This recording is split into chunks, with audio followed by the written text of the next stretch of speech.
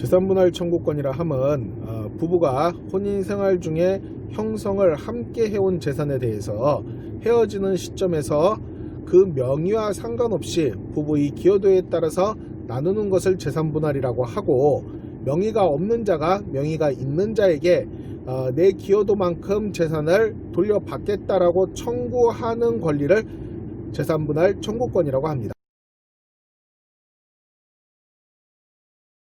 자, 유책 배우자라는 것은 이혼에 책임 있는 배우자라는 뜻인데, 유책 배우자는 원칙적으로 책임 없는 배우자에게 위자료를 지급해야 될 의무를 지는 것은 맞습니다. 하지만 우리 이혼제도에서 원칙적으로 재산분할 청구와 위자료 청구는 서로 별개의 제도로서 나한테 이 이혼에 책임이 있다 하더라도 혼인 과정에서 나의 기여도만큼의 재산분할 청구는 할 수 있는 것입니다. 예를 들어서 부부 재산이 2억에서 5억으로 혼인생활 중에 3억이 늘어났고, 그 늘어난 3억만큼은 부부 중 일방 명의로 되어 있는 경우에 명의가 없는 쪽은 공동의 동일한 기여가 있다고 가정했을 때 늘어난 3억 중 1억 5천을 재산분할로서 청구할 수 있는 겁니다. 다만 그 명의가 없는 쪽이 만약에 유책 배우자라 하더라도, 즉 유책 배우자 바람을 폈다든지 그런 잘못이 있어가지고 위자료를 5천만원 줘야 된다 하더라도 그 위자료 5천만원 줘야 되는 의무는 위자료를 줘야 되는 의무고, 제가 아까 얘기한 대로 1억 5천을 받아야 되는 부분은 본인이 받아야 되는 부분이기 때문에 결론적으로 말씀드리자면 유책 배우자라 하더라도 얼마든지 재산분할은 청구할 수 있다라는 것입니다. 자, 원칙적으로 혼인 전 이미 한쪽이 보유하고 있는 재산은 특유재산이라 하여 분할 대상이 되지 않습니다.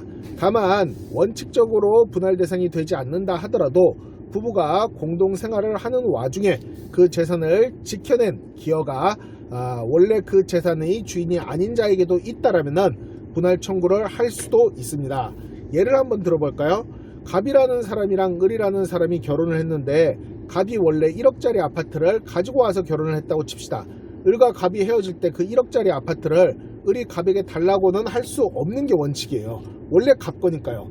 그런데 만약에 이 1억짜리 아파트가 지금은 몹시 가격이 뛰어서 5억 정도로 늘어났고, 실제로 부부 재산이 아파트 가격이 늘어나는 바람에 지금 이 4억을 분할 대상으로 삼는 것이 가능하냐라고 할 때, 이 1억짜리를 가지고 있던 갑이 빚이 많아서 원래 1억이 경매에 넘어갈 만한 위기에, 1억짜리 아파트가 경매에 넘어갈 만한 위기에 있었는데 을이 적극적으로 금전적인 기여를 해서 그걸 막아줬고, 결국에 나중에 1억짜리 아파트가 가격이 많이 올라갔다, 이런 경우라면은 특유재산이라 하더라도, 예를 들어 이런 경우라면은 지켜낸 공이 특유재산이 원래 없었던 일방 배우자에게도 있다라고 할 수 있기 때문에, 이런 경우에는 재산분할 청구를 재산분할의 대상이 된다라고 볼 수 있습니다.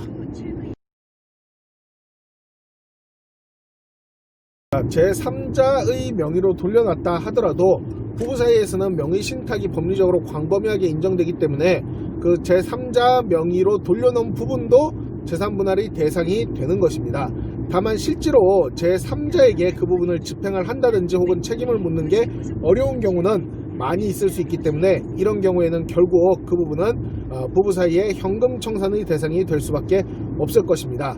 조금 어려운 얘기지만 정리를 하자면은 제3자에게 명의를 돌려놨다 하더라도 내 재산이 갑자기 없어졌다, 이런 식으로 취급되지는 않는다는 겁니다. 다만 3자에게 책임을 지우기 곤란한 경우에는 3자에게 넘어간 그 재산 물건 자체가 분할의 대상이 되는 것은 아니고, 그 부분을 금전으로 환가해 가지고 계산해서 재산 분할 과정을 통해서 정리를 하는 식으로 해결을 한다라는 것이 대답입니다. 퇴직금도 재산분할 대상으로 봅니다.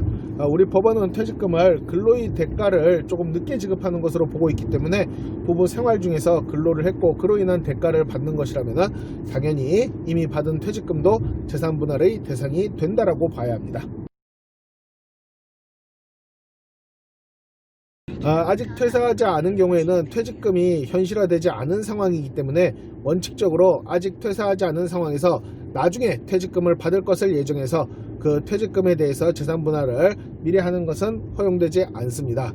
기본적으로 재산분할은 현존하는 재산을 그 대상으로 하기 때문이죠. 다만 퇴직금을 받을 것이 명백하고 재반 사정상 그에 대해서 일방 배우자의 기여도 충분히 인정되는 등 특별한 사유가 있는 경우라면 오늘날 우리 법원은 아직 받지 않은 퇴직금도 재산분할의 대상이 되는 것으로 보기도 합니다. 즉 퇴직금의 성격, 형성 과정 등에 따라서 조금씩 달라질 수 있다라는 얘기입니다.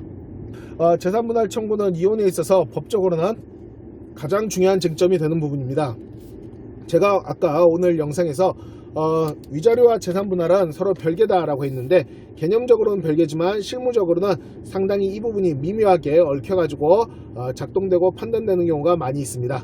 그러므로 지금 이혼 문제로, 물론 이혼이라는 가슴 아픈 과정 속에서 다른 스트레스 받을 것도 많은데 이혼 문제로 스트레스를 받는 상황에서 재산분할 문제까지 심각하게 본인을 괴롭히는 중이라면 이런 문제를 일거에 깔끔하게 해결해 줄 수 있는 저희 법무법인 대한중앙의 문을 두드려 보시기를 권합니다. 법무법인 대한중앙 대표 변호사 조기현이었습니다.